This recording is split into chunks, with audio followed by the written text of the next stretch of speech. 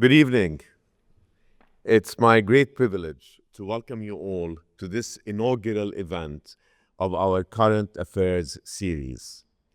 This new series will showcase leading GUQ faculty and other experts who will offer their analysis and insights on some of the most pressing issues of the day as they unfold. Tonight's focus is on current developments in Iran and Venezuela, and I'm sure we'll also talk about Greenland and other areas. The strong do what they can, and the weak suffer what they must. That stark declaration comes from Thucydides' history of the Peloponnesian War, written more than 2,400 years ago. It was a bully's credo, delivered by Imperial Athens to the small, doomed island of Melos. And despite the centuries that separate us from that moment, its logic remains disturbingly intact. To see it, we need only look at this month's headlines. Let us begin with Iran. For weeks, Iran has been gripped by mass protests that have shaken the foundations of its political order.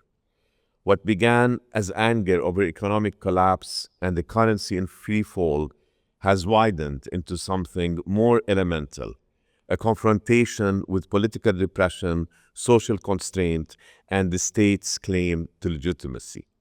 From Tehran to Tabriz, from provisional towns to major cities, citizens have stepped forward collectively and at considerable risk. The regime's response has been uncompromising. Security forces have reportedly killed thousands.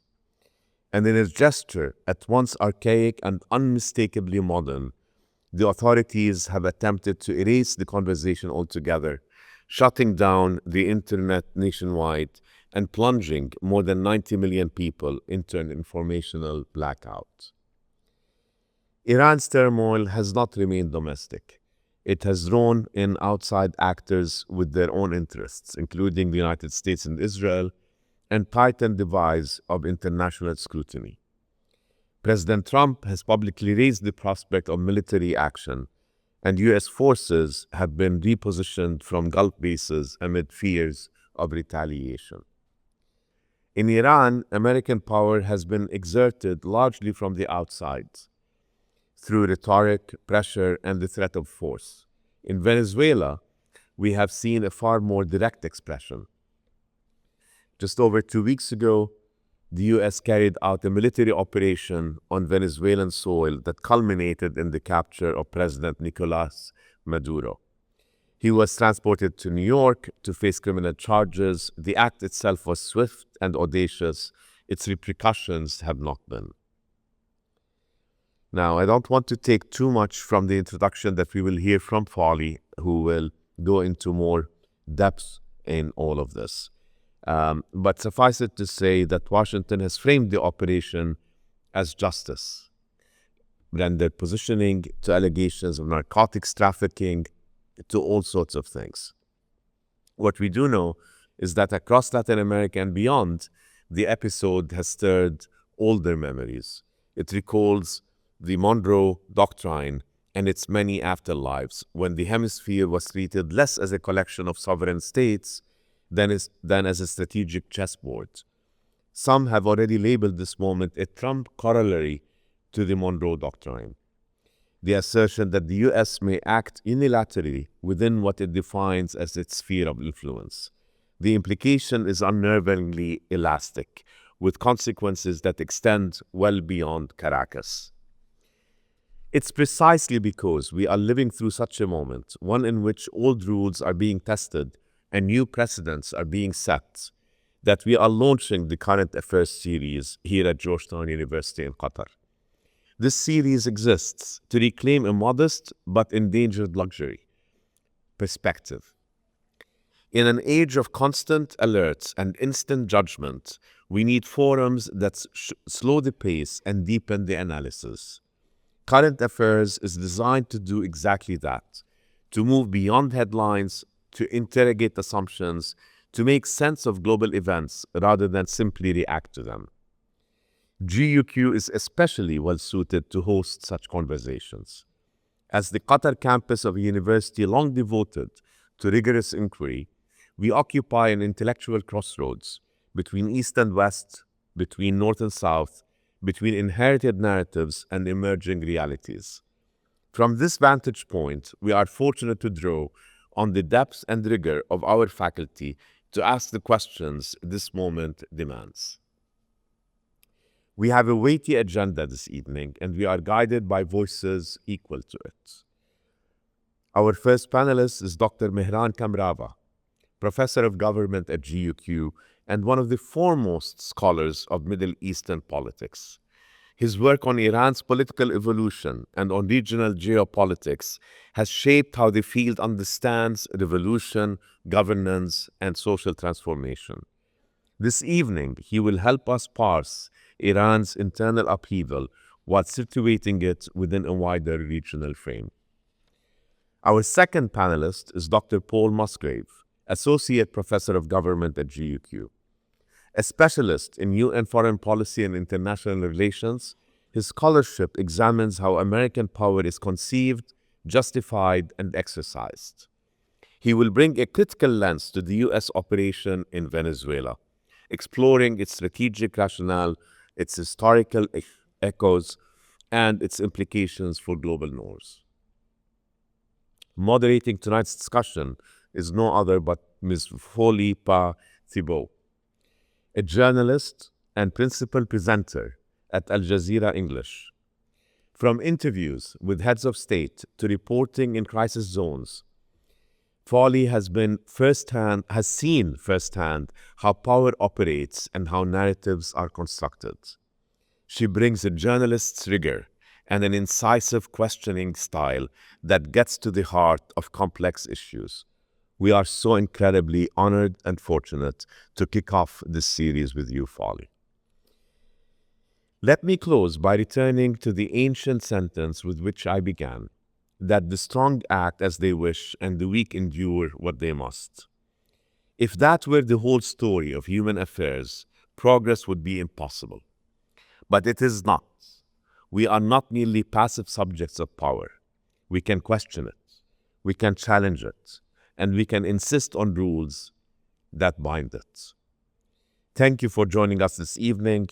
I invite you to resist easy conclusions and to bring your most searching questions to the conversation ahead. With that, please join me in welcoming Ms. Folly Bah Thibault to the podium.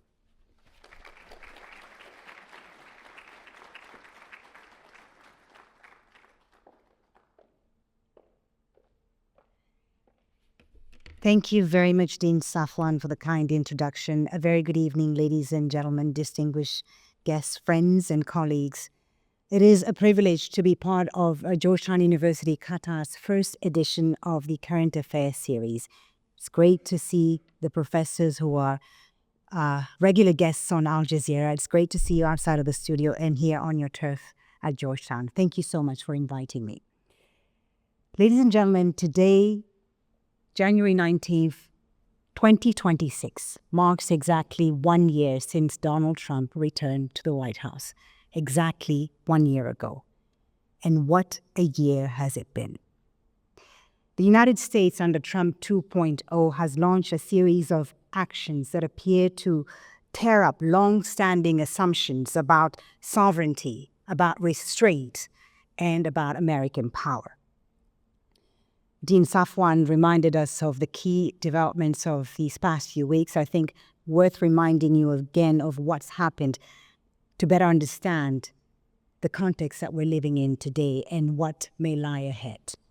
On January 3rd, 2026, just a few weeks ago, the U.S. military invaded Venezuela and forcibly removed its leader, President Nicolas Maduro, who's now in U.S. custody on drug trafficking charges.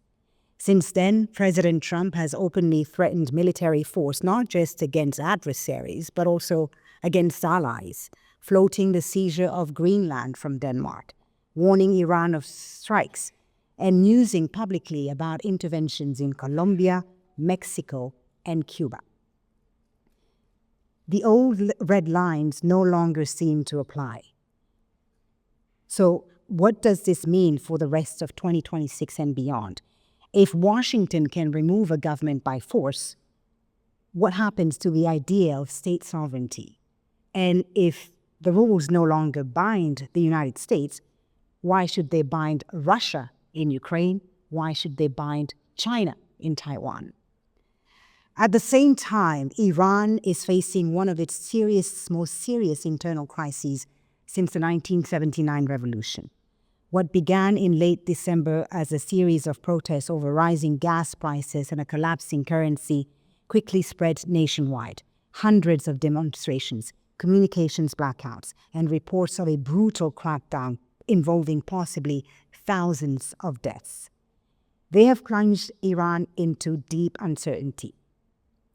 President Trump quickly threatened intervention to protect the protesters, he said, but then just as quickly suggested that the killings had stopped as regional powers, including Qatar, pushed for de-escalation. So where does this leave the Iranian regime? Is the threat of U.S. or Israeli military action truly off the table? Is diplomacy with Iran still possible? And for ordinary Iranians living under sanctions and repression, is there still reason for hope?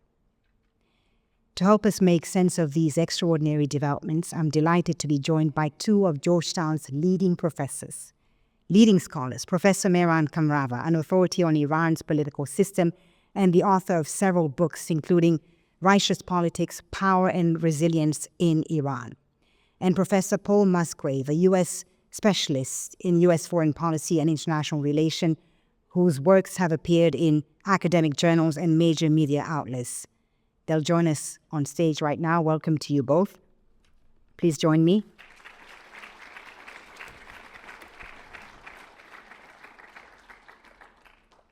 I want to start off by thanking you both for your invaluable insights these past few weeks as part of our coverage of these fast-moving developments around the world. Professor Musgrave and Professor Kamrava, were always on our sets. They would call them at midnight and they'd show up to help us make sense of what's been happening. So thank you so much. Let's start with your initial reaction to these developments. I think everyone agrees that 2026 has started with a bang, hasn't it? Professor Musgrave, let me start with you.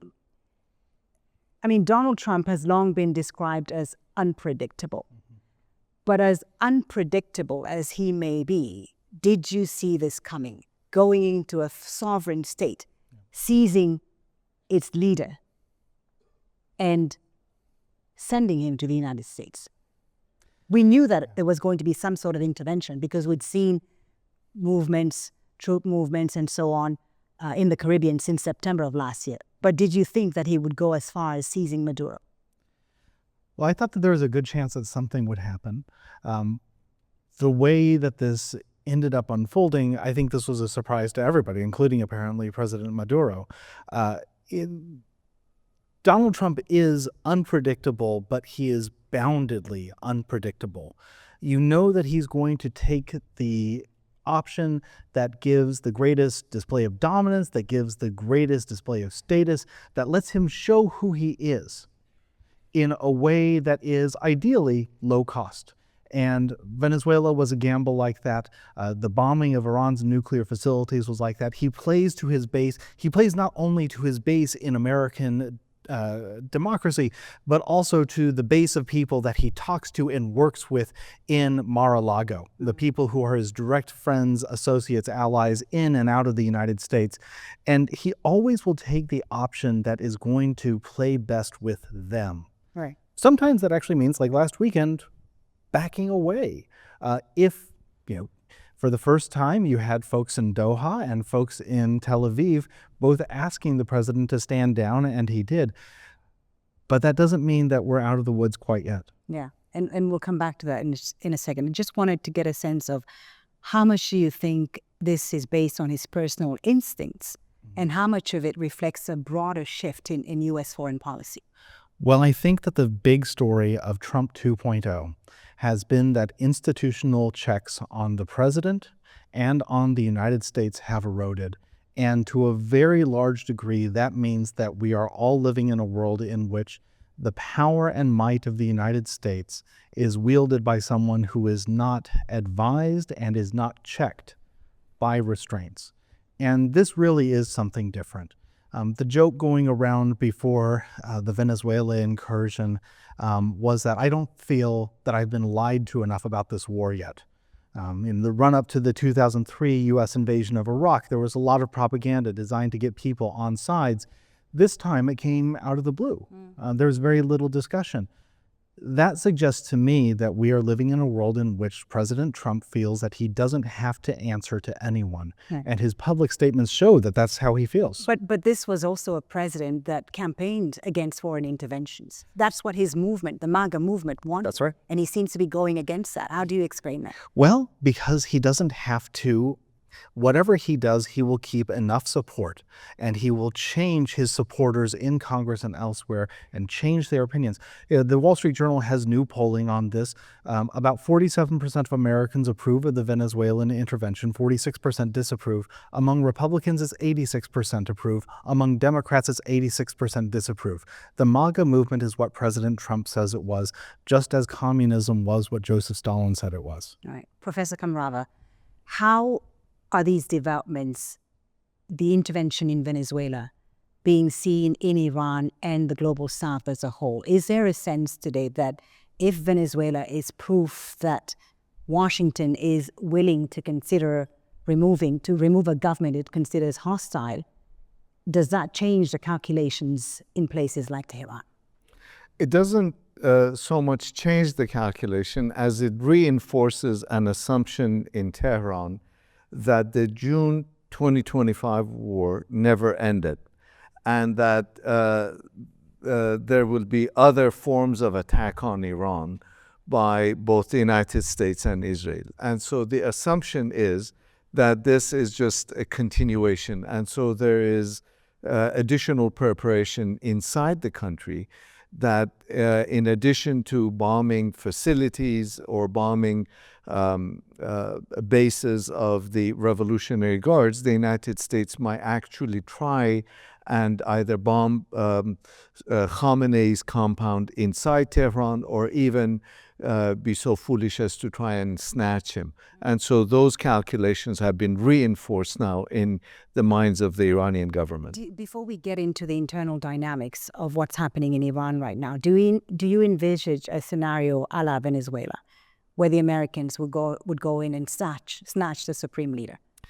I can't imagine that for a number of reasons. First of all, Khamenei's compound is inside Tehran. Everyone knows where it is. It's in a very densely populated area. And even if he is underground within the facility, there would be tremendous casualties. And as Paul just explained, Trump wants these military ventures in which he's reassured of victory. And this would, an operation of that magnitude would by no means be assured of victory inside Tehran. Yeah. Professor Musgrave mentioned the fact that when it comes to Iran, it would seem that the calculations between Israel and the U.S. as far as intervening and creating some sort of a regime change, leading up to some sort of regime change in Iran are different. The Israelis don't necessarily want that. What might the Americans do differently, you think, if the Israelis were to side with them? Or are they on the same page as far as intervention? That's an excellent question, Folly, and we don't really know the answer to it because it is very difficult to apply logic and rationality to either Donald Trump or Benjamin Netanyahu. They're driven by logics of their own, by rationalities that are dictated by their own immediate political survival and their own immediate political circumstances in their respective political systems. But the Israelis are keenly aware of the Iranians' willingness and eagerness to give Israel a bloody nose. And so the Israelis are aware that even if they can inflict massive damage on Iran, the Iranians would inflict some sort of damage on places like Tel Aviv or Haifa or elsewhere.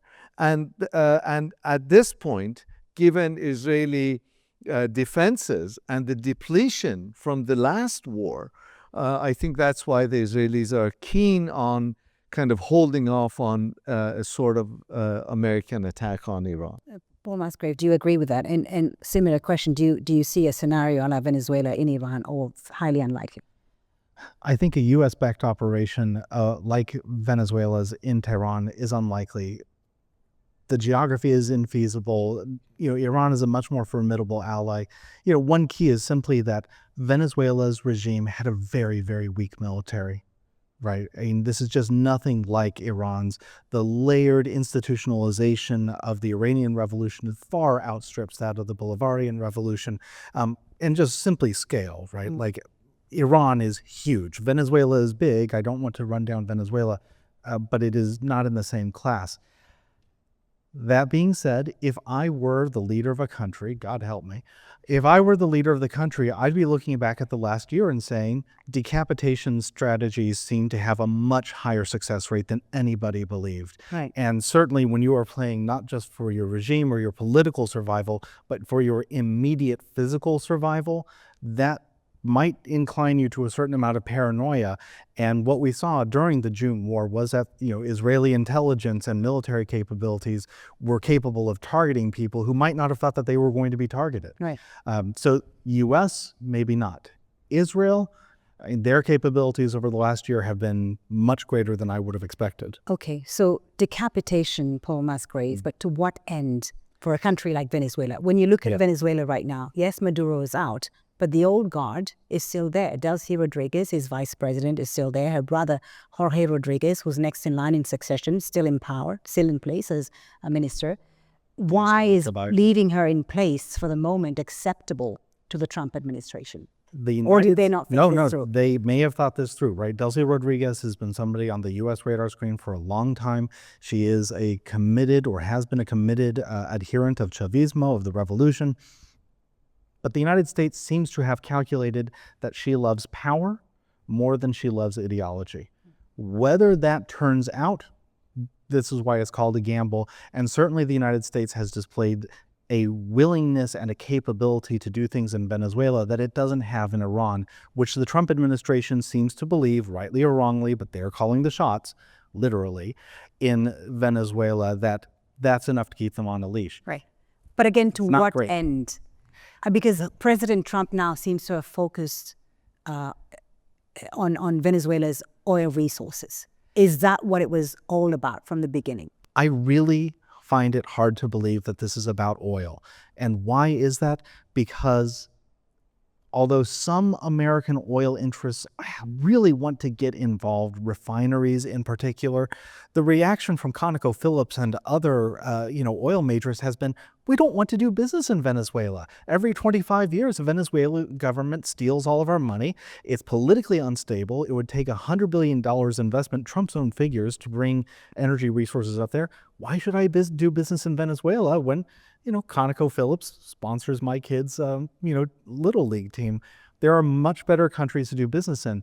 So I really think that this was about a calculation about demonstrating that the Western Hemisphere is not just America's hemisphere, but Donald Trump's hemisphere.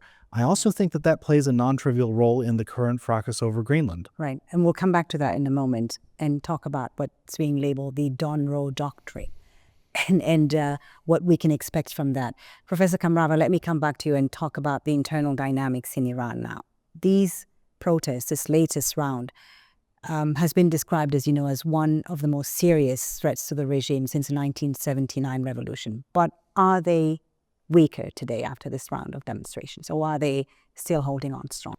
No, the protests have, by all accounts, died down. And what we have seen... Not the protests, I meant, but the regime. How strongly is it in place today? Oh, the regime is firmly in charge. Over the last 40-some-odd years, we've written the obituary of the Islamic Republic many times, and every single time we've been wrong. And this last time, a week ago, people were thinking about the possibility of the day after in Iran. And we see that the day after has yet again been kicked down the road. And so the Islamic Republic seems to be firmly in charge, in control. There's no indication of any defection by the military forces. There's no indication of any difference of opinion. But we've always heard of, the hardliners within the regime and the more moderate ones. Does that not exist? Do events like the ones we've seen in the past week not bring that to the fore, the divisions that perhaps could exist within the regime, or is that completely gone? Yeah, these kinds of episodes give the hardliners further excuse to reestablish their control. And so we've seen over the last 2-3 weeks absolutely nothing from the so-called moderates. And instead we've seen a further ascendance of security professionals, people who are in the security apparatus, or folks like the Secretary General of the Supreme National Security Council, someone named Larijani, who was the person who called the Prime Minister of Qatar and called Saudi Arabia and said Iran will hit back Al-Udeid or other places if the United States attacks. So what we've seen is kind of a dissipation of factionalism and tremendous unity within the political system, and the ascendance, again, further ascendance of the security professionals. So the regime's still firmly in control, you say. What about the supreme leader in all this, Khamenei? Yeah, and again, Khamenei seems to be very firmly in charge. And I think reference to what transpired in June of 2025 is important, because the first thing that the Israelis did was to kill off some of the most renowned and influential commanders of the Revolutionary Guards. And if anybody was going to quote unquote take charge of circumstances or rein Khamenei in, would have been one of those commanders, particularly one who was kind of had emerged as a nationalist hero. They've all gone. The remaining commanders of the Revolutionary Guards, the remaining political elites, are all beholden to Khamenei for their positions. And so it appears by all accounts that the supreme leader is calling all the shots. And so again, we thought that the guy's power is slipping, his passé, the Revolutionary Guards are in charge, or there's possibility of a coup. Again, there are absolutely no indications of that. Okay. Now, the true scale of the crackdown has yet to be fully understood, but we are talking about thousands of people killed since the end of December. And these protests, by the way, significantly started in Iran's bazaars. The Bazaris are the ones who took to the streets first. We can talk about the significance of that in just a moment. But I was curious to know about where this leaves the relationship between the state and the Iranian people. Where does it stand today? Yeah, I think it's becoming increasingly more clear to successive layers of Iranian society that this is an absolutely brutal state that will do anything and everything in order to stay in power. I think it's important to remember that in the last presidential election, 13 million Iranians voted for the extra hardline candidate, Jalili. So if you take that as an indication, 13 million people are ideological believers in Khameneism. But that means there's another 75 million Iranians who either are on the sides or do not believe in the legitimacy of the political system. Now, do they feel strongly enough to come and risk life and job and mobility and everything else to actively protest the government? And what we have seen is that this regime will not hold back on its efforts at staying in power. Right. In fact, what was really interesting was a week ago on national television, the government showed pictures of Iranians dead in body bags and said, come and claim your bodies. These were killed by terrorists, come and claim them. And it has made no bones about the number of Iranians dead. Now, the government says, and the official narrative is, that these were killed by agents of Mossad and this and that. But the message on the average person in the streets of Iran is not lost, that there's a heavy cost to pay if you go and protest. Right. So the relative calm that we're seeing right now in the streets of Iran, is that out of fear? People are not going to go out anymore out of fear? Yeah, absolutely. Again, not to be a political science professor, but Iran started out as a hybrid authoritarian system, an authoritarian system that nonetheless had elections and a semi-active parliament and a president. And what we've seen steadily over the last few years is that it's become less and less hybrid and more authoritarian. Okay. And the average population in the streets in any Iranian towns and cities are aware of this. And therefore, this is a calm that is enforced rather than one that is based on consensus and the legitimacy of the political system. Paul, I'll come back to you in a second to ask you about Venezuela and the opposition there, because they've been in the news, of course. We saw protests, Professor Kamrava, outside of Iran, notably in the U.S. How significant is it that these protests are taking place outside of Iran? And is there common ground between what's happening within Iran and those outside? Is there a way to bridge them, you think? There's an absolute dissonance between Iranian protesters outside of Iran and Iranians living inside the country. There's a complete lack of understanding of the conditions, of living conditions, what's going on inside the country. And I think it's important to remember that by virtue of its authoritarianism and its successive resort to repression, the Islamic Republic has managed to eliminate any viable opposition. Mm-hmm. The only opposition standing outside of the country is the one that has been a joke for the last 47 years, namely the son of the former Shah of Iran. Mm-hmm. And everybody dismissed him as kind of a playboy, someone who's in the Bahamas. And now he is the only one standing, and he has emerged as a symbol of someone who, for the Iranian expatriate community... That's for the Iranian diaspora. But not for those within Iran, obviously. He doesn't have a social base inside the country, right. But in the diaspora, he's emerged as some sort of a symbol who can overthrow the Islamic Republic. If I may just say this, those who don't know their history are condemned to repeat it. As a young boy, I used to go in the streets in my hometown of Shiraz and protest, bring back the Savior, long live Khomeini. And we paid the price for it. And me and millions of others who advocated for Khomeini's return, I was just a young boy, but millions of Iranians had no idea what we were getting into. He was just seen as a symbol who could bring down this mighty imperial government. And now what we see is that the son of the former Shah is seen as a symbol who can bring down the Islamic Republic.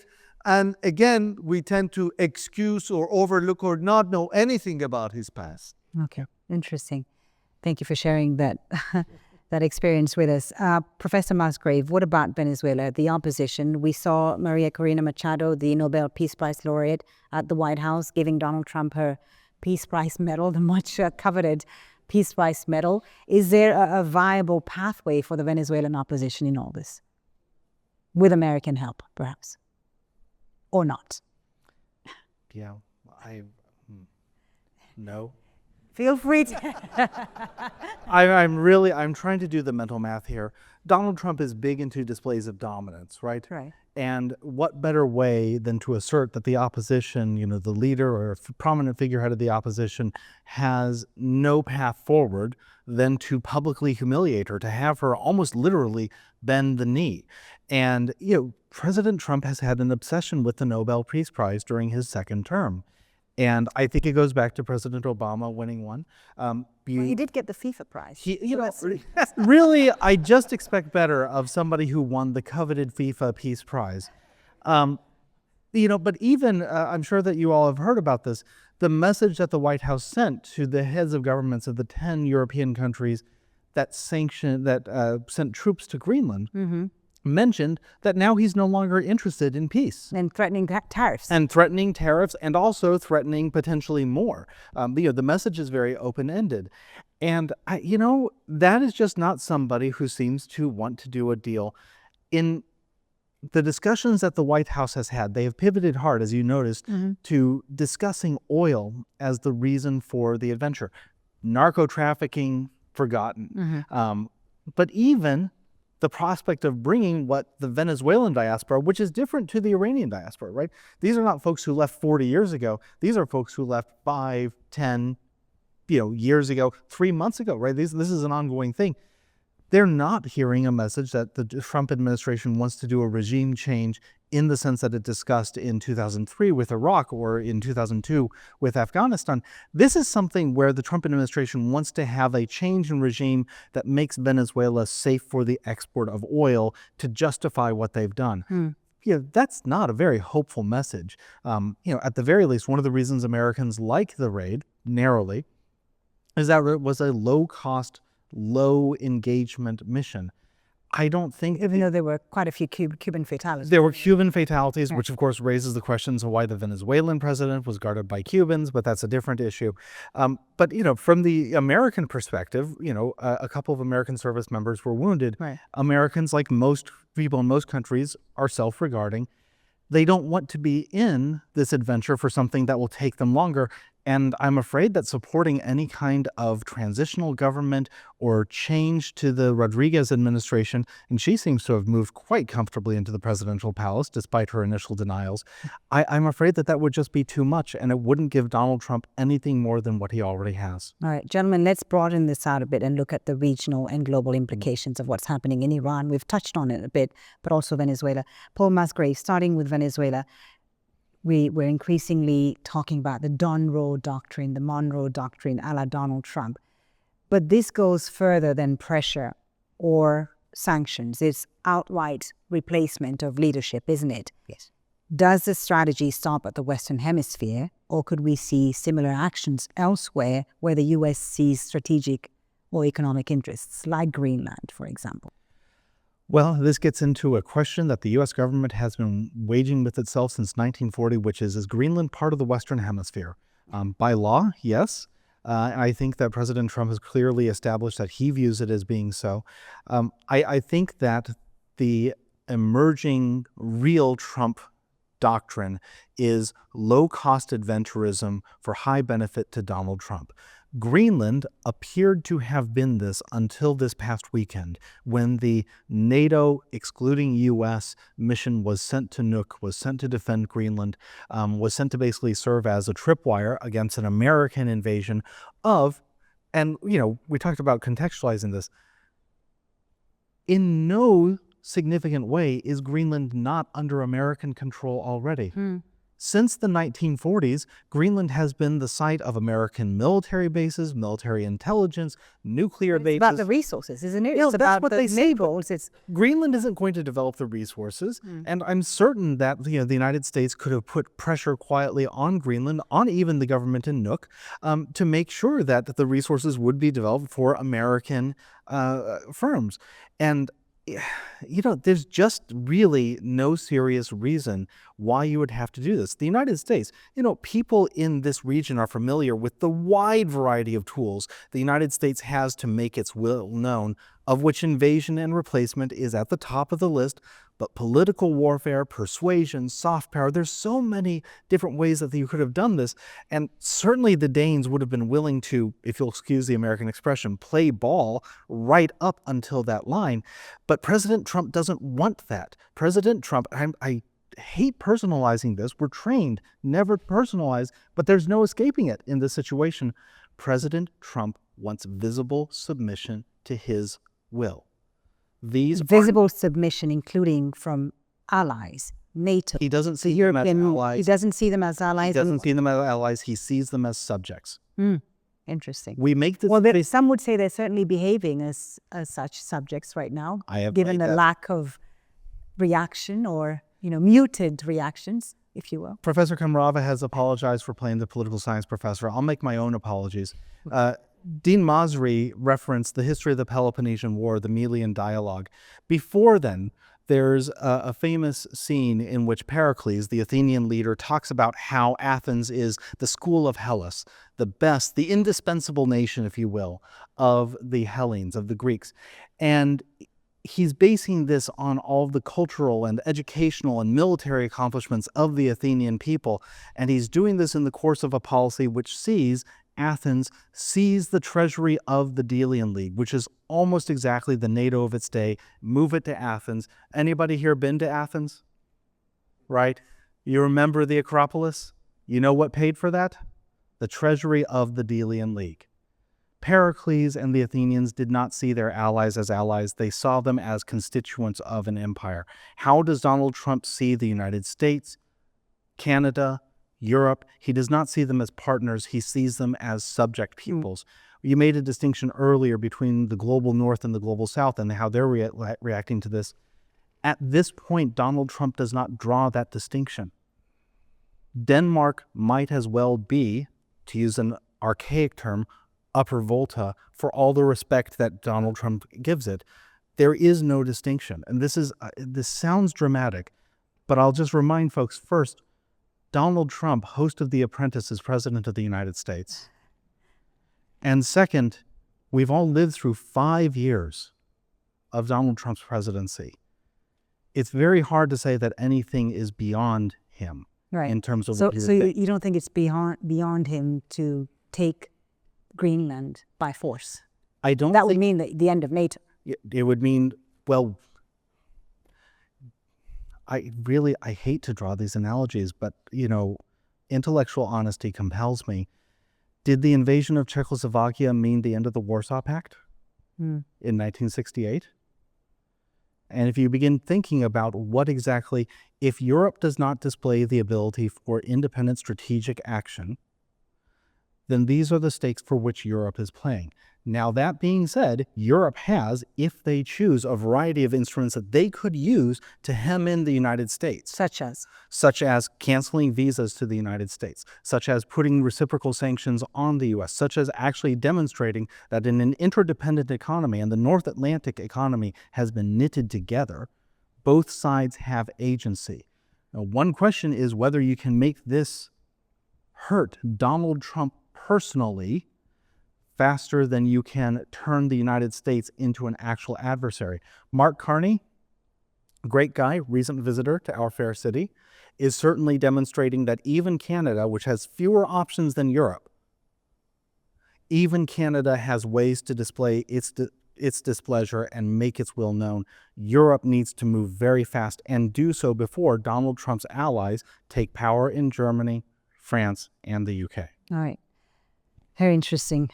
Everything you've told us there. There's so much more we could talk about. Professor Kamrava, on what's happening in this region, how do you see the crisis and the relations between Iran, Israel, Iran, the U.S., affecting the geopolitical scene in this region? We've seen, of course, Qatar, the Saudis, push hard for de-escalation.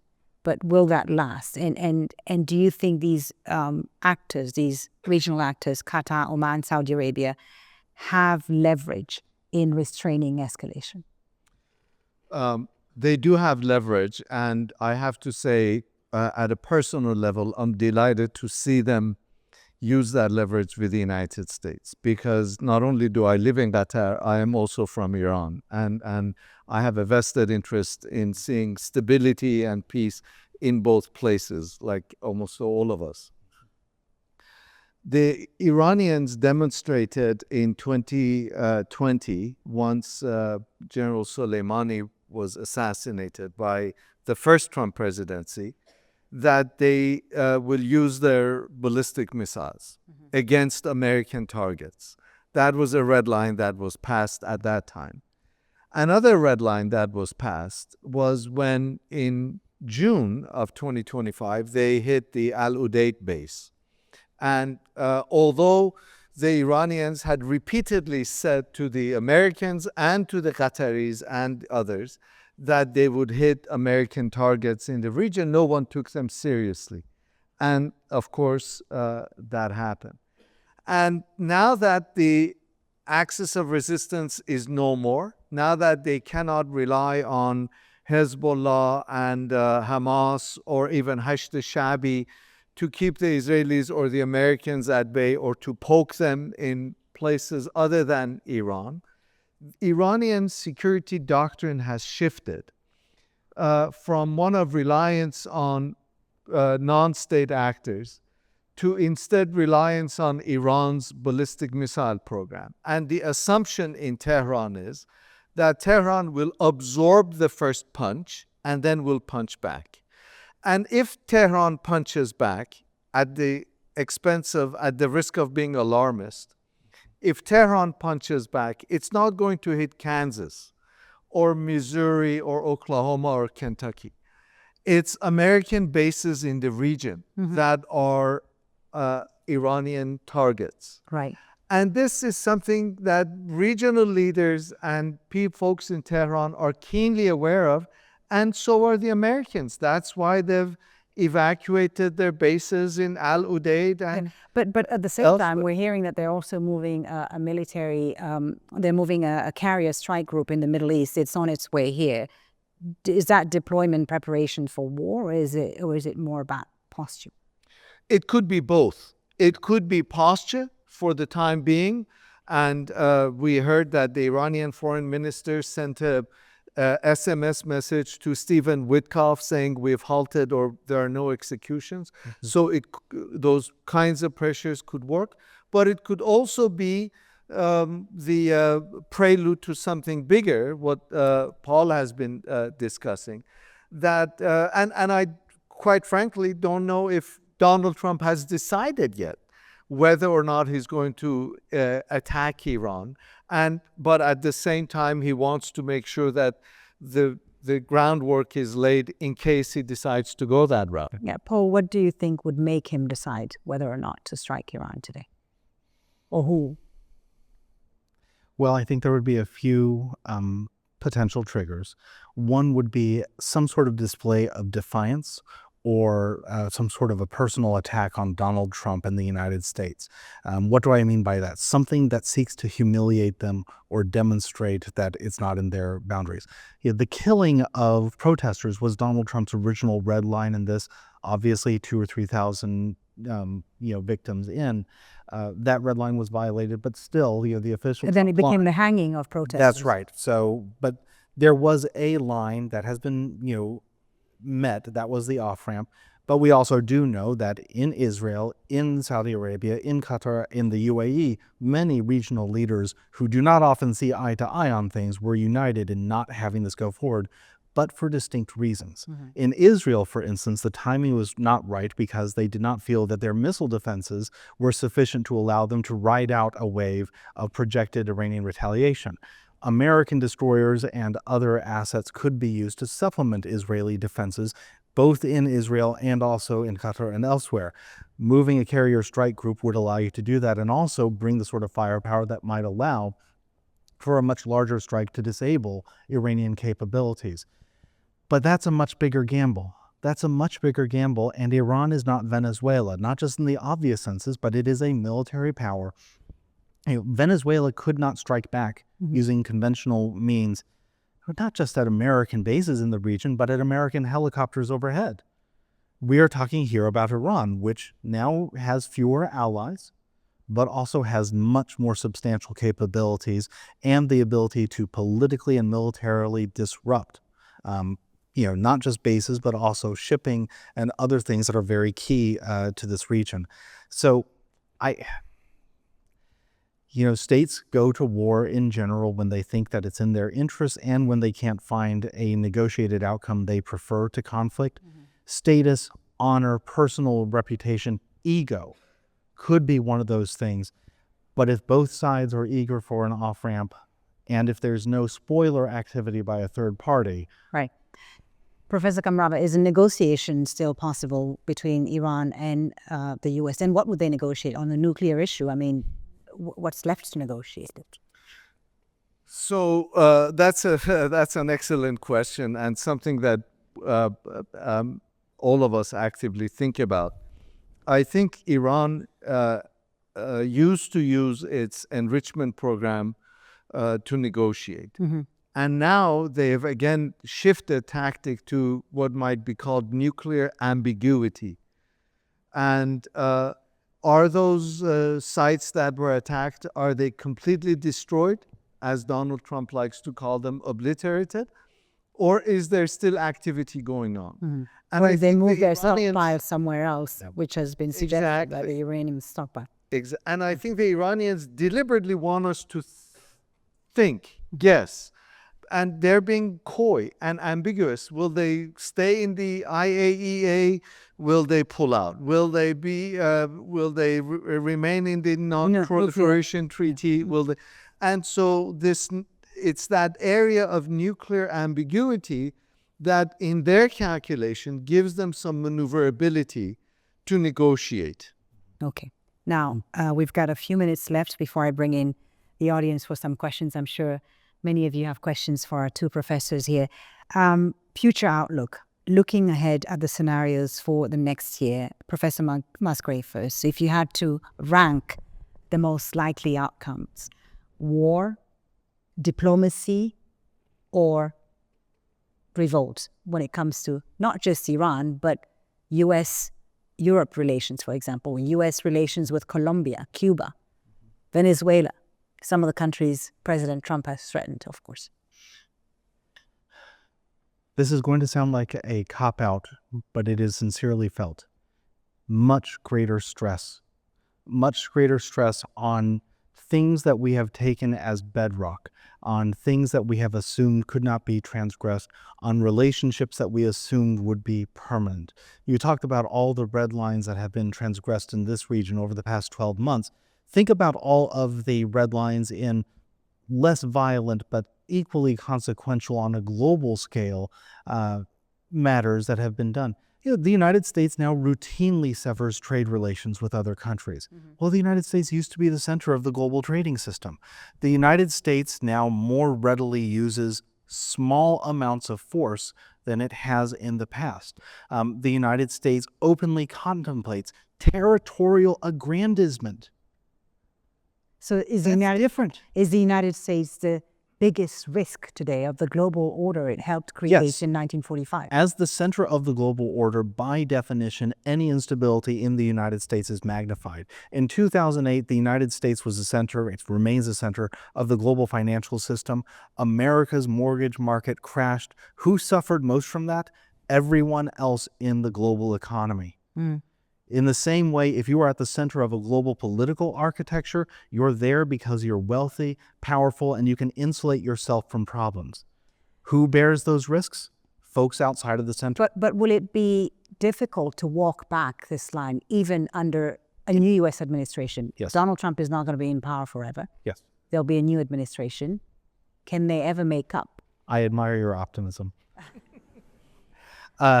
Maybe Donald Trump will be in power forever. Who was the French philosopher who said that every country has the government it deserves? No, I will say that it will be extraordinarily difficult to walk back these sorts of problems. If you're in Europe, it now is clear that the first Trump administration was no aberration. The second is worse. You have to begin to de-risk, which is a term we used to use about China, de-risk your relations with the United States. That is something that you can't get back.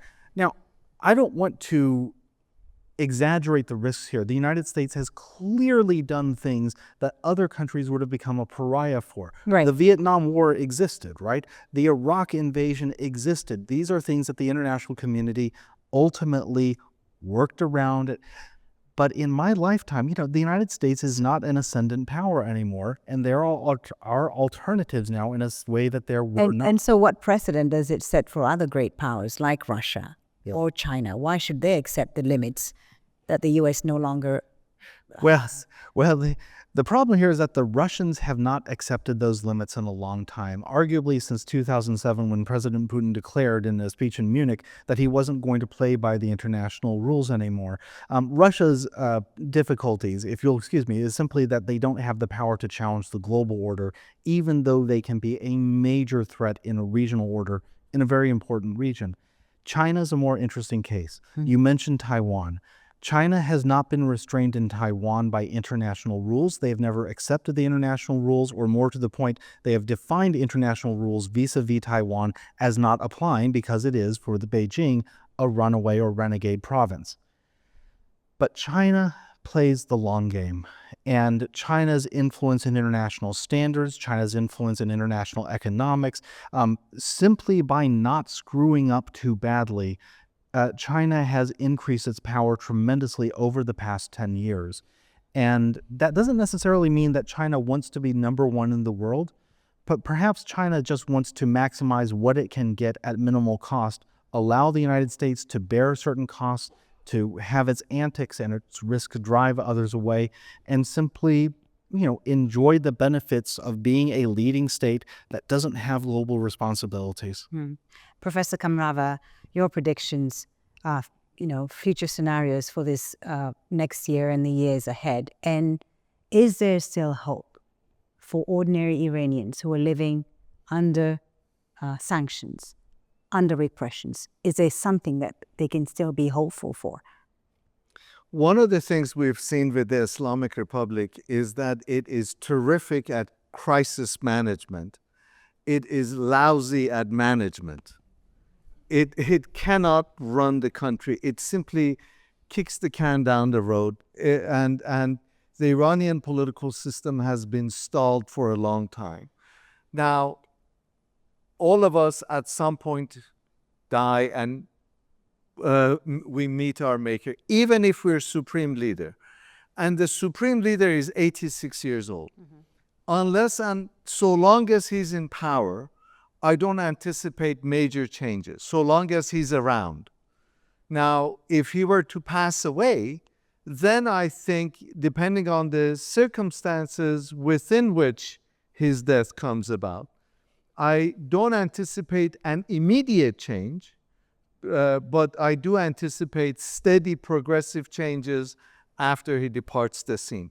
Whether or not that's going to happen within the next year or so, for the last 20 years, we've been predicting his immediate death, and he's still around. And so what do you think what could be the biggest mistake external powers can make in dealing with Iran at this moment? The international community has made a huge mistake by disempowering the Iranian middle classes through sanctions. And so those sanctions have disempowered the Iranian middle classes. They have enriched the Revolutionary Guards that have become the biggest contractors inside Iran. They've created an elite class that is in cahoots with the powers inside the country, with the political powers. And so that's the overall context.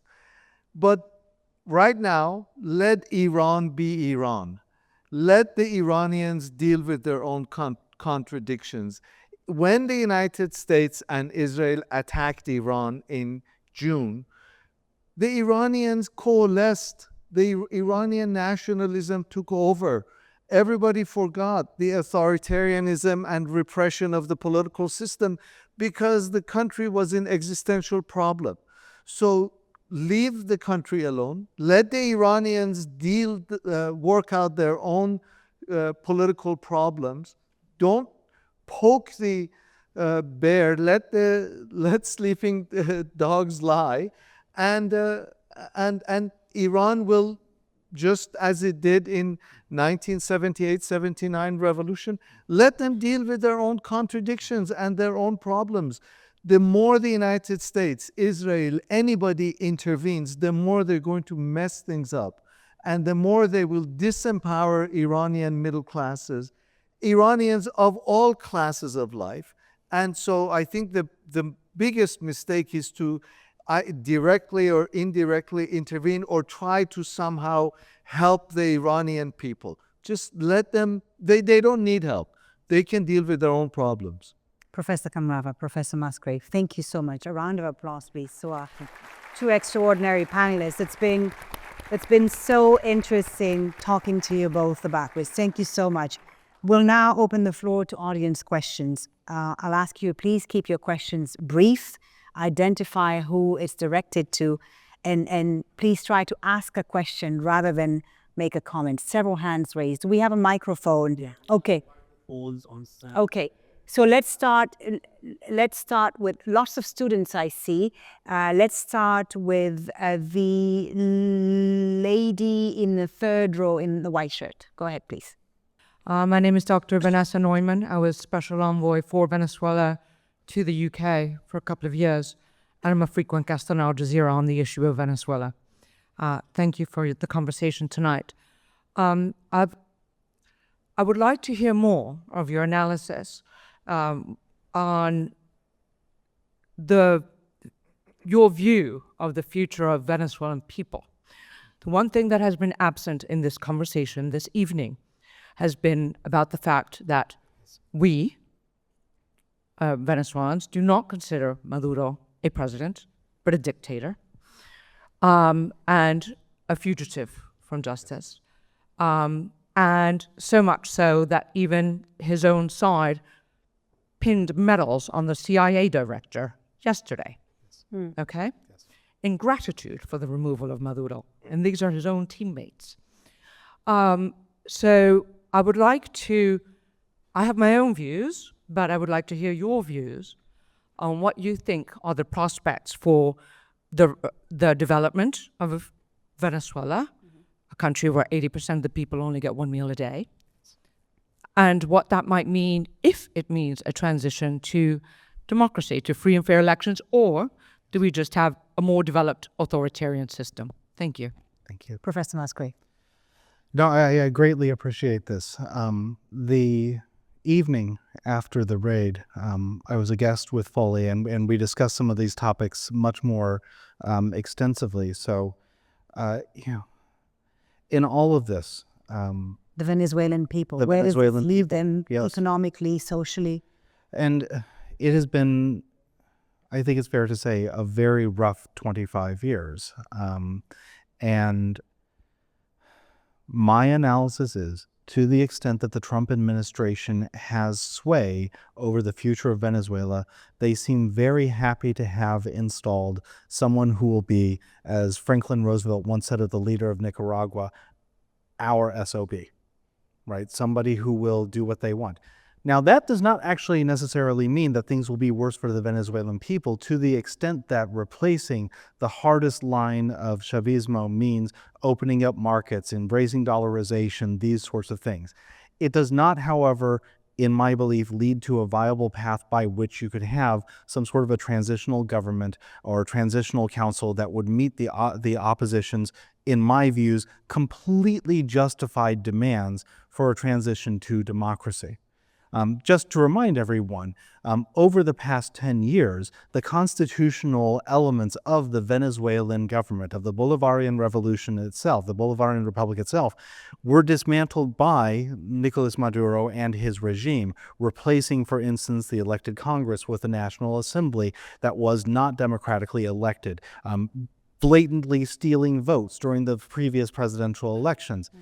These are things that I think the international community is relatively, coherent on.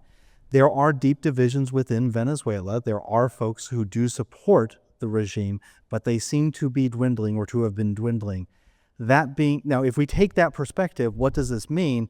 It means that the operation to take Maduro, and before that to pressure Maduro into resigning, he was not always necessarily going to be charged by the United States. They just wanted him gone. That this operation is, in a sense, and I hesitate to use the term, but I can't think of a better one, a betrayal of the aspirations of the Venezuelan people. I regret that this is pessimistic. Often that is simply what political scientists are called to deliver. But any hope that there was on the day of the raid, I think has dissipated given the relationships between the American security state, the White House, and the Rodriguez administration. Well, thank you very much. My name is Alvaro Renedo. I'm the ambassador of Spain. Congratulations for the stellar moderation, and for the compelling presentations which have left my mind reeling. I did miss a reference to one of the most, I would say, constructive contributions by U.S. foreign policy to global governance, and in particular to this region, which is the Gaza peace plan. And I would be very much interested in hearing your take on how U.S. foreign policy vis-a-vis Iran and Venezuela, encompassing, of course, recent developments, how that could affect the implementation of the second phase of the peace plan in Gaza. Thank you.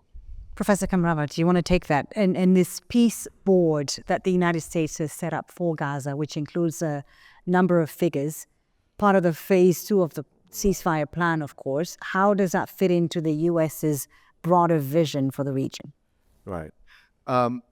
Again, I hate to be pessimistic, as Paul just mentioned, but what peace? Since the ceasefire, more than 500 Palestinians have been killed. Israelis continue to demolish houses in Gaza. And we can talk all we want about the second phase of a peace plan, but there wasn't a first phase to begin with. And so talk about dissonance.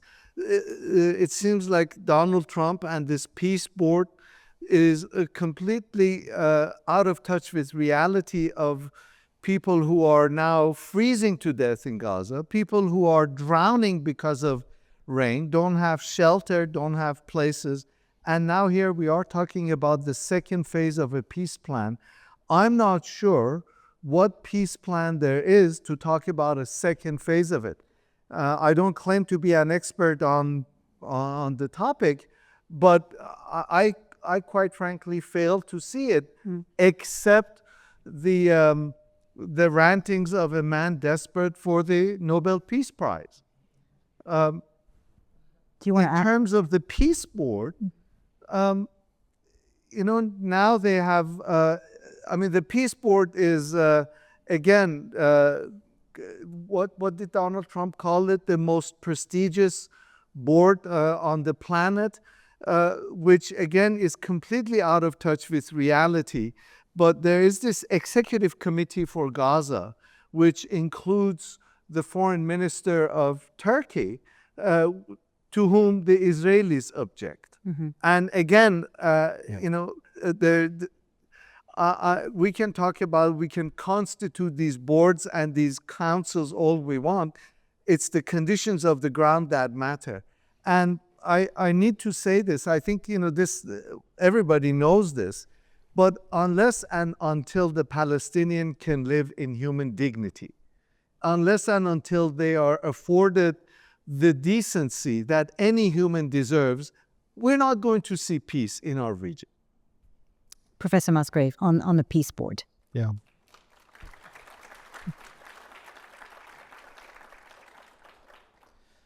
Yeah. What's the idea behind this peace board? Anyway, what's the strategy here? Yeah, I hate to pivot from, the reality of the life on the ground on Gaza. And Israeli media outlets report bluntly that, mothers and infant children are freezing to death in Gaza.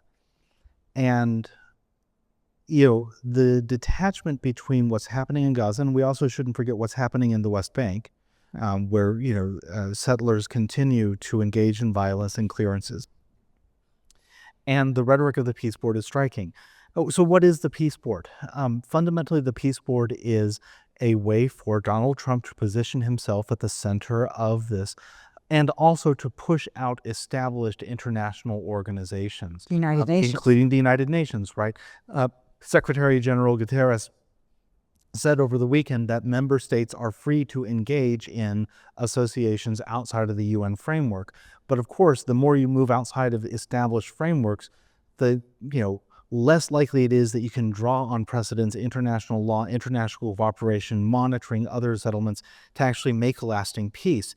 And I think to a very large extent, although there has been a reduction in the killing, although the killing has not by any means ended, this has been a way to push a good deal of the bad news of the headlines of the atrocities out of the front pages. But there's also something which is, interesting here, which is that, the United States did at the end is put some pressure on the Netanyahu government to do something, which for years under Biden, we were assured could not be done. And this is not to say that there's been a rupture in the relationship, but there is something developing. Prime Minister Netanyahu gave an interview this week where he said that he intends for Israel to wean itself to taper off American military aid in the next decade. You do begin to see the outlines of different alignments taking place. I don't think that's going to come to pass, but even saying that is different. So the peace board has to be seen, I think, as part of a projection of the personal, the egotistical drive that President Trump had to get involved, find a quick solution to an intractable problem without upsetting his base, and also do so in a way that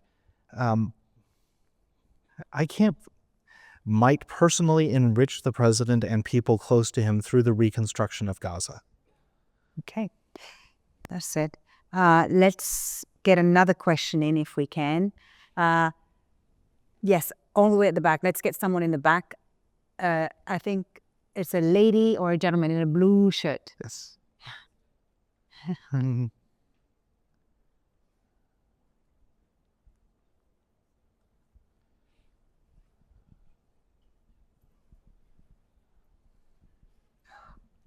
So hi, esteemed speakers. I'm a freshman student, and I'm also currently Professor Kamrava student. But this question I want to ask to Professor Musgrave, which is that, Professor Musgrave, do you think that the things that are happening right now in Venezuela is an extension of America's Salamist tactic that's being applied during the Cold War period? And do you think that the fate of Venezuela will be similar to, say, Chile under the leadership of Augusto Pinochet and Nicaragua under the leadership of Violeta Chamorro? These are both great questions, right? The answer is no, but for a surprising reason.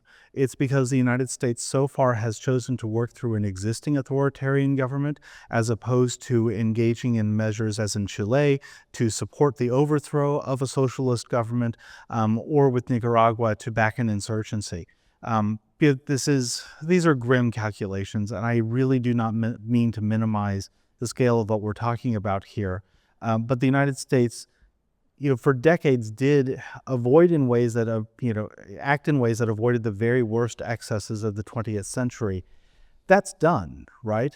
And we should also mention that although a great many people in Latin America have reacted with outrage to those events, many other folks, including heads of state, and in Chile, heads of state to be, have applauded the move. Right? So this is a more difficult story. What makes it not Cold War is that there's no ideological basis for U.S. participation in this struggle. Mm-hmm. There simply isn't. Now, we can talk about whether this is ego or interest, but it's not ideological. And the one silver lining to this particular cloud is that if you're making decisions based on interest or based on narrow insults to ego, you don't have the ideological justification for wars that kill thousands upon thousands of people, which isn't of much benefit to you if you're living in Caracas right now, but might in fact be to your benefit 5 or 10 years down the road. Better greed than some sort of ideological program. Great, thank you. Another question, please. I'm trying to get all sides of the auditorium in here. Let's go with the lady in, right there, in the first row in the back, please. So my question is for Professor Kamrava. So you've mentioned a lot about the Iranian middle class and how we should let Iran be Iran. And you've also mentioned how it's only the Iranians in the diaspora that have been chanting for the crown prince. However, there's videos coming out from protests from Iran where Iranians themselves are protesting in favor of the crown prince. Now, in theory, we can say we want to let Iran be Iran. However, he is supported by Israel and the US. So how does that actually come into effect? How can we leave them, to self-govern and find their own governance structure, while at the same time we can't ignore the fact that the people on the ground, not just in the diaspora, are saying we want this crown prince? Professor. So the Financial Times had a report a couple of days ago that talked to some of the protesters inside Iran. And when you protest in Iran, and incidentally, I think it's important to remember that protests have been a regular part of the Islamic Republic's political landscape as late as the late 1990s. And so they happen a lot in Iran. And there has been a code among protesters to ensure that the protesters do not necessarily or unnecessarily provoke the security forces that are eager to unleash their repression on them. And so the report in the Financial Times said, based on eyewitness accounts, that there were actually organized folks within the protesters wearing all black, that as soon as the protests would happen, they would run up and would set trash cans on fire and set buildings on fire and would fire a shot here and there and would chant or engage in slogans that the other protesters wouldn't agree in. Now, this is not to deny that there are certainly also folks inside the country that see the Crown Prince as the only viable symbol to oppose the Islamic Republic. But it doesn't mean those chants are representative of the broader strata of people who are opposing the government. I think it's also very important to, you mentioned social media. And I think that's a really important point for everyone to keep in mind. There's been an internet shutdown inside Iran. Placing international phone calls into the country is impossible. You can get some international calls coming from Iran. I've been getting some calls from friends and relatives myself. But the social media has kind of this dissonance that I mentioned. There are some of these videos, and it's very interesting how some of these Iranian expatriate news media outside of the country continue to play protest videos from 10, 12 days ago, and they continue to play them, and it continues to have this snowballing effect whereby we think that these protests are recent, and they're not. Doesn't mean protests didn't happen, doesn't mean they were not brutally repressed. But I think it's important to remember that the social media accounts that we're getting do not necessarily accurately reflect what's going on inside the country. Thank you. We're going to take two or three more questions, but please try to keep them brief. The gentleman in the second row here, you've had your hand raised for a few minutes. Go ahead, please. We've got about 10 minutes left, so let's try and get as many questions. Thank you, Madam Moderator. Bismillah ar-Rahman ar-Rahim. Good evening to everybody, and thank you from Georgetown University for organizing of this session. I am Dr. Ghani, the Deputy Ambassador of the Islamic Republic of Iran in Doha. First of all, I would like to remind to panel moderators and distinguished panelists that respect to the code of conduct of the journalist and the professor of university for using of terminology of UN for independent states. This is the first point.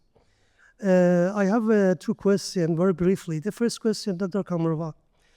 In your opinion, as an Iranian-American professor, what do you think about the negative impact of the unilateral coercive measure or sanction as the one economic terrorism by the US against Iranian people during of the past 45 years before? And what is the impact of this sanction on increasing of unrest on Iran?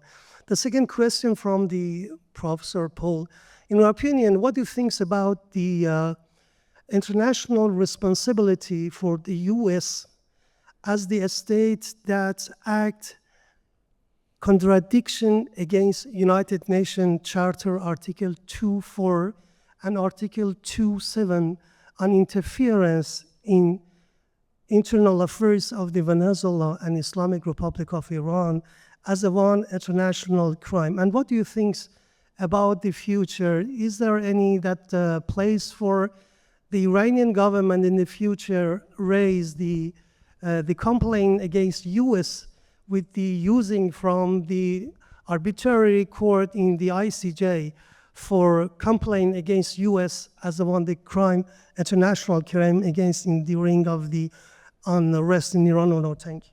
Thank you very much for your question. Who wants to go first? Very quickly on the sanctions, I mentioned the sanctions have disempowered the middle classes. Had the sanctions not been in place, we would have seen a very different Islamic Republic of Iran today.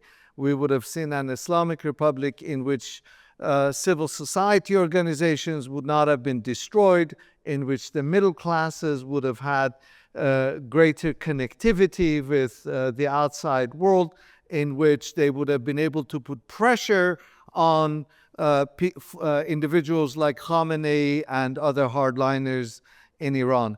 And I think it's important for us to remember that the sanctions are an extremely cheap and extremely inhumane method of putting pressure on the average person. There's no denial that the sanctions are inhumane, they're inexpensive, and there's no question that the sanctions have strengthened the hardliners within the Islamic Republic. Yeah. On your second question, I appreciate the question. I'll respond with one factual point, which is simply because the United States is not now and is unlikely to be a party to the Rome Treaty, which underpins the ICJ, it's unlikely that American officials will be subject to its jurisdiction. On the broader question of the United States, its international institution, its international responsibilities, and international institutions, I'll go back once again to Dean Musgrave's introductory remarks. After the Athenian ambassadors delivered the ultimatum to Milos and the Melians refused to give in to the Athenians invaded. They destroyed Milos. Every man was killed, every woman and child was sold into slavery, and Athens was launched into the Peloponnesian War. At the end of that war, Athens was defeated, its democracy overthrown, and control of the city-state passed into the 30 tyrants. So sometimes consequences don't come in the form that folks expect, and sometimes they can nevertheless come from hubris and from the actions of a regime that's bent on destroying institutional checks at home and abroad. Thank you very much. We're going to take one last question because we're running out of time. Very difficult to decide. Let's see. Let's go with the lady in the back. There we are. All the way. Yes. Yes, please. Third row in the back. Yes, in black. Yes. Please stand up.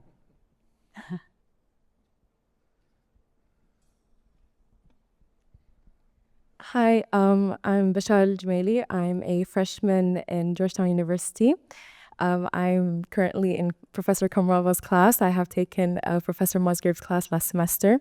My question is directed to Professor Musgrave.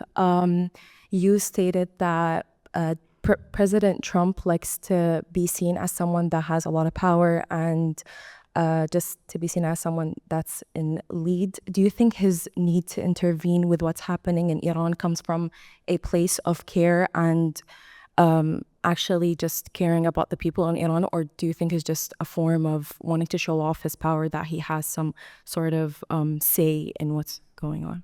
Thank you. What course did you take from me? Pro seminar, the politics of the end of the world.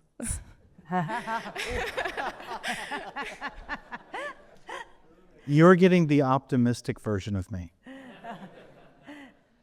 So the question is, is President Trump inclined to intervene because of personal reasons or because of fear?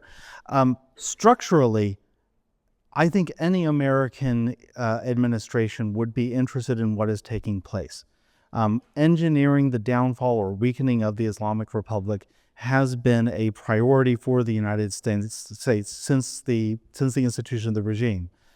This is incontrovertible. Any administration would be looking at this. Even the Obama administration, which has a halo cast over it now by retrospect, back in 2009, 2010, very clearly was trying to use political means to the same end by ensuring that Twitter and other social media accounts would stay online. But I do also think that President Trump is very clearly casting about for legacy. Part of why he wants to have these successes is he knows that he is closer to being in the history books than to, being with us for a long time. And I think that is a powerful motivator. But he has ended 8 wars. But he's ended 8 wars. If you listen carefully, right, he counts, 8 1/4 because the Thais and the Cambodians didn't play along. That's his words, not mine.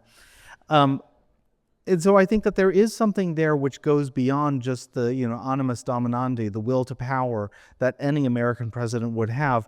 But there's also something that wants to have clear victories, but the thing is at low cost. And Professor Kamrava's underlining of why sanctions remain in place, they cost the United States practically nothing. They weaken an adversary, they serve its interests, and they cost the United States little. And as reckless and unpredictable as Trump has been, he has also been very clear that he doesn't want to pay a high cost personally, not for the national interest, but personally for his actions, which does certainly suggest ways to influence how this White House behaves that are different to means that you might have used with another administration. Okay, I think we've run out of time for today. Thank you all so very much. Okay, wait, there's that young lady in red there. I'm going to give you the last question because you've had your hand raised for a while. Please go ahead. I'm as an Iranian lady. It's lives in Iran in a whole my life, and just few years. I was forced to emigrate to this country. I wanted to ask to Professor Kamrava because I was in all of this revolution except the last one. So I saw with my eyes what happened in Iran. And can I question when Iranian police shoot the people? So burning at the trash can is the easiest, is nothing the Iranian people do for protect themselves. How can the Iranian people make their voice heard? How can they demand their rights when the government shoot them? You said they don't need help, but really we need help from the outside because without anything, Iranian people cannot do anything. Because it's not allowed. You know that. I don't know, you've been in Iran in few years or no, but it's not allowed.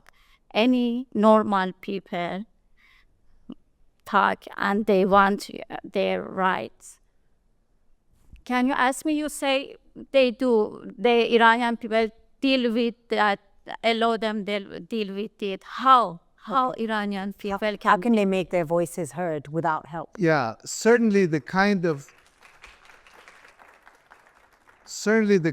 help that the international community now is offering Iran is not helping Iranian people. I don't think we need to dilute ourselves, or we need to fool ourselves into thinking that someone like Benjamin Netanyahu cares about Iranian people, or that Donald Trump cares about Iranians, or that they want democracy in Iran. They do not. They simply want chaos. They want a weakened central government. And Iranians need to be able to choose their own destiny, rather than having someone like either Trump or Netanyahu, or someone who's been completely outside of the country for the last 46 years, like the son of the former Shah, kind of come and now be the savior, pretend to be the savior. I think what we saw in Iran is that, particularly, for example, in the 1990s, we saw an incredibly vibrant civil society set of civil society organizations inside the country. We saw intellectuals. There's a robust intellectual debate inside the country. We need to be able to give voice to those people from within the country that are familiar with the conditions on the ground, not people who sit outside the country, sit and fantasize about a future that has absolutely nothing to do with conditions inside the country. So I think it's important to remember that someone like either Netanyahu or Trump or the son of the Shah of Iran, or nobody else cares about Iran other than the Iranians themselves. And it's them who need to take charge of their future, rather than somebody from the outside sitting in their nicely air-conditioned room thinking this is going to be the future for the people of Iran. We'll leave it on that note. Thank you all very much. Thank you for your wonderful questions to our great audience here at Joshan University. Thank you, Professor Musgrave and Professor Kamrava, for such a great conversation. Thank you all for being here. Dean, thank you for the invitation. It's been a pleasure. Thank you.